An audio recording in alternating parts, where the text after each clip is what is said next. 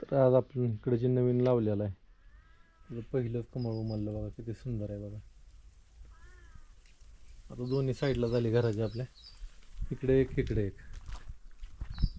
ती पण चांगलं मस्त आलंय. वॉटर लिली म्हणे आम्हा दोघं इथं बसले.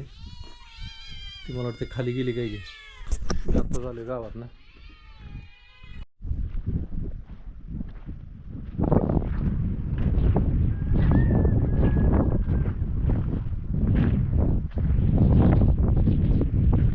अजून एकदा पाळा घातली असती की कडनी. नाही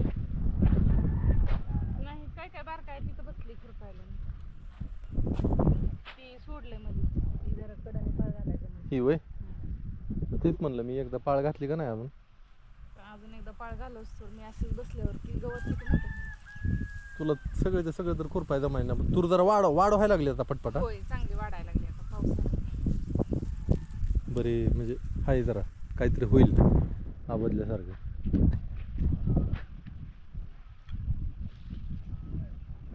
पाऊस जरा उघडल्यावर वाटायला लागले आता. कंटिन्यू पुढे लागून राहणार. पाऊस उघडला आता. पाऊस शेवटच्या आठवड्यातच पडला.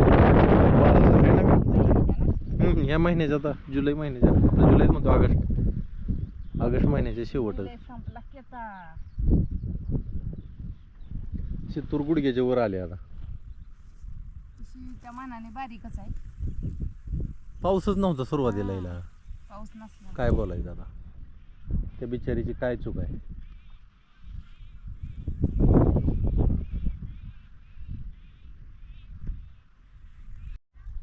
जेवढं कष्ट केलं तेवढं कमीच आहे बघा. खुरपानं, पाणी देणं, तरी आपण नैसर्गिक पद्धतीनं तूर करतोय. खत नाही कुठलं, काय नाही, पाणीच नाही दिलं अजून याला. पावसावरच आहे तरी पण बघा ना, चांगली दिसायला लागली तूर. गोड वाटायला लागलं जरा. का ग? हां, एक जणाने काहीतरी कमेंट केली ती म्हणले की तू. हां, काहीतरी कमेंट केली ती तू म्हणली होती. आता सूर्यफूल बी विकणार. विकणार म्हणजे कुणाला? ऑनलाईन. तुम्हाला कोण विचारलंय म्हणा सूर्यफुलाचं? अजून सूर्यफूल फायचं आहे अजून. नाही मग पण एखादा माणूस कष्ट करून जर काही करत असेल तर अशा लोकांच्या पोटात का दुखतं ही मला प्रश्न पडला होता. ज्यांना पटतंय ती घेतली, ज्यांना नाही पटत तर आपण कुणाच्या घरी नेऊन ठेवायला लागलोय का? पण ऐक, ज्यांनी आपली तूर डाळ घेतली, ज्यांनी ती सगळी समाधानी आहे का नाही? सगळी जण काय म्हणते ती की बाबा आम्हाला अशी चव ह्याच्या आधी आम्ही लहानपणीच फक्त खाल्लेली तूर डाळी, त्याच्यानंतर आताच. पण ही तूर डाळ सुद्धा ना 3-4 वर्ष सलग आपल्याला मागत होती. आणि आपलं ताते विकायचं तूर आणि डाळ करत तूरच ठेवत नसायचं. मग 1 वर्ष म्हणलं बघावं करून, तर लोकांनी चांगला प्रतिसाद दिला. प्रतिसाद म्हणजे आवडलं सगळं. नैसर्गिक अशी चव कशी असते कळले लोकांना. आणि म्हणून आम्ही दिलं. तुम्ही मागितलं म्हणून आम्ही दिलं. तुम्ही मागितलंच नसतं तर आम्ही दिलंच नसतं. मग अशी कुचकी का कमेंट करायचं? आता ही सूर्यफूल बी आम्हाला विकणार. आधी ज्यांना घ्यायचं ती घेतली, ज्यांना नाही घ्यायचं तर नाही राहिलं. आम्हाला मार्केट आहे की. आणि मुळात म्हणजे ही पहिला एकर जी केलाय का आपण, आम्ही घरी खायसाठी ठेवलाय. वर्षभर तेल लागतं. आणि सध्याला काय झालंय, भेसळीचा जमाना आहे. मग आपण एवढी शेती, आपल्याला काय करायचं शेतीला? मग ही शेतीतनं निदान आपण उत्पन्न आपल्या पोटात तरी चांगलं गेलं पाहिजे ह्या दृष्टिकोनातनं मी शेती करत असतो. ज्वारी घरी ठेवून राहिलेले ऐकायचे, गहू आपल्याला घरी किती लागतोय तेवढा ठेवायचा आणि परत राहिलेला ऐकायचा. तूर डाळीचा विषय ना, तूर भरमसाठ होते. मूग आपल्याला किती पाहिजे तेवढं घरी ठेवायचा आणि राहिलेला ऐकायचा. ह्या अशा पद्धतीनं आपली शेती चालू आहे. आधी मी आमचं माझं स्वतःच बघत असतो. कारण की आपण शेतकरी आहे, आपल्याला कष्ट करावं लागतं. आधी आपल्याला खायला चांगलं पाहिजे. जर चांगलं खाल्लं तर शेतात काम करायला ताकद येईल, नैसर्गिकपणा. आणि रोगराईपासून आपण जरा लांब राहू, ही फक्त माझा दृष्टिकोन आहे. नाही शेतकऱ्यांच्या दुधाला भाव द्यायला लोकांना नको वाटतो. जी विकत घेतात ती बरं का, पाण्याच्या बाटलीला 20 रुपये देते. पाण्याच्या बाटलीला 20 रुपये देते ती, पण दुधाला 20 रुपये अर्धा लिटरला द्यायचं म्हणलं की जीवावर येतं. नाही, आणि तीच पॅकिंग मध्ये करून आलेलं त्यात भेसळ आलेली, त्याला 60 रुपये 70 रुपये द्यायला ह्यांना बरं वाटतं. आणि एखादा नाही शेतकरी कुणी सुद्धा कष्ट करून जर कमवत असेल तर त्याच्यावर अशी जळणारी काही असते ती. सगळेच नाही सगळे नसते ते. पण काही जळणाऱ्यांसाठी मी बोलली बस. हा.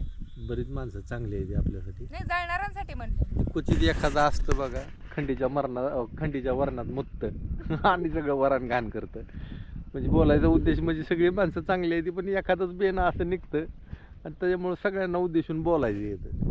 पण कुणी मनाला लावून घेऊ नका, सगळ्यांना बोलत नाही. सगळ्यांना कशाला बोलायचं, जी बोलते आपल्याला त्यालाच बोलायचं. मस्त वाटलं बघा, जरा तुरीच्या रानात आलो, गायनं वैरण टाकून आलो येताना.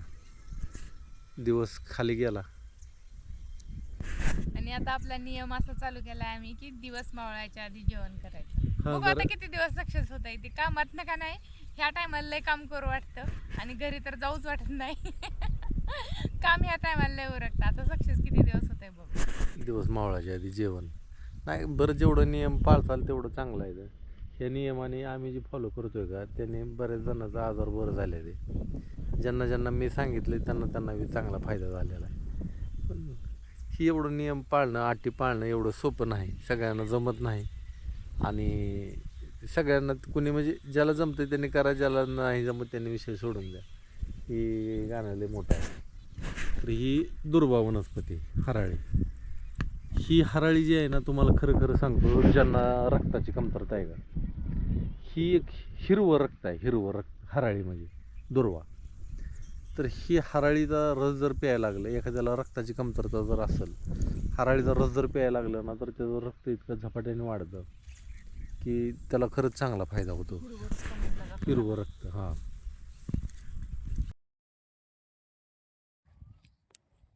दुपारचे 12:30 वाजलेत आणि मी इकडं खुरपायला चालू आहे माझं. इकडे आभाळ बघा कसं दिसतंय तुम्हाला, भारी वाटतंय का नाही. पण इकडे नजारा बघा,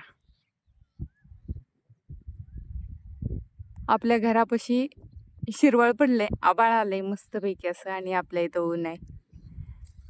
बघत बघत बघत बघत 1-2 मिनिटात सगळीकडं असं आभाळ, अर्धा चंद्र असा आभाळ इतका आलंय.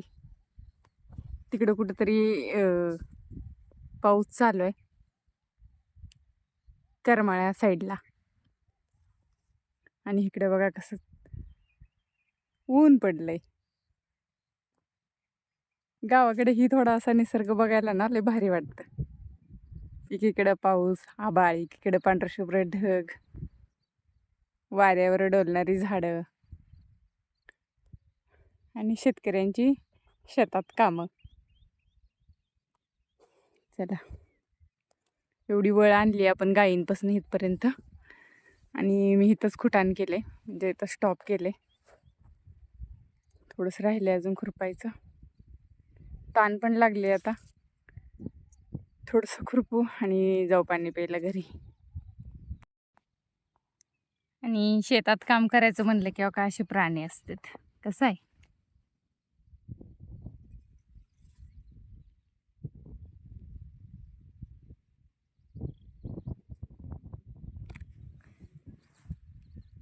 असं गवताखाली लपून बसलेला होता. आणि असं जवळजवळ मला आज 7 ते 8 विंचू दिसलेत. काल एक 10-15 दिसले होते.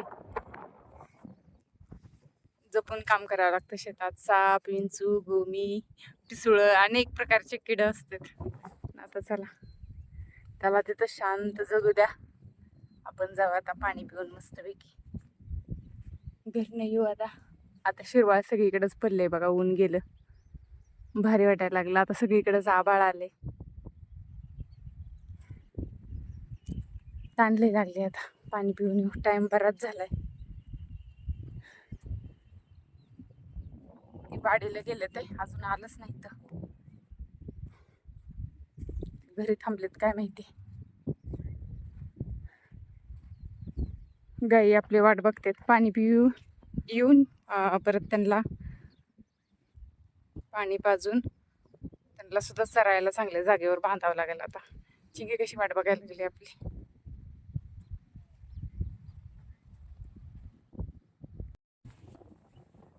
जाता जाता गाईंला पण जागा बदलून बांधलं. मस्त असं हिरवं गवत आहे खायला. आता आपण माघारी येईपर्यंत मस्त गवत खाते ती. मी मग ह्यांना पाणी पाजू. आता मी इथे पाणी पिऊन मला लय ताण लागली. सकाळी 10:30 वाजता रानात गेलेले, आता 1 वाजून गेलेत. मी जाताना पाणी घेऊन जायचं ध्यानच नाही.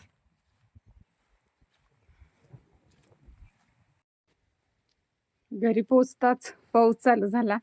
आधी पेटी झाकली आणि इकडे बघा फुल. ही एक फुल जर मजबूत असलं तर 8 दिवस उमलत राहतं, पण आज ह्याचा शेवटचा दिवस आहे. पाकळ्या बघा. आणि इकडं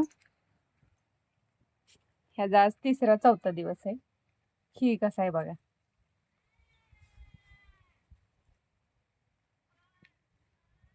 लय भारी वाटतं बघायला.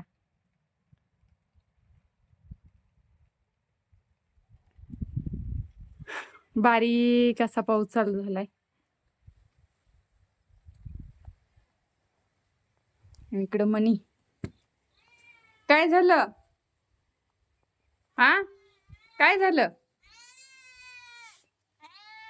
का कालवा करायला लागलाय? हा, शांत झोपला होता का नाही इतकी उशीर? काय पाहिजे? काय? गप्प बस.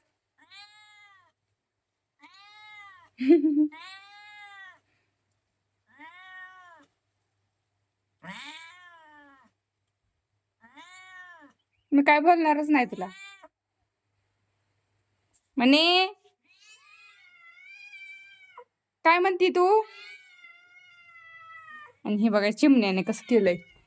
ह्या घरट्यात सगळ्या आणते त्या अशा खाली टाकते त्या. असू दे चला.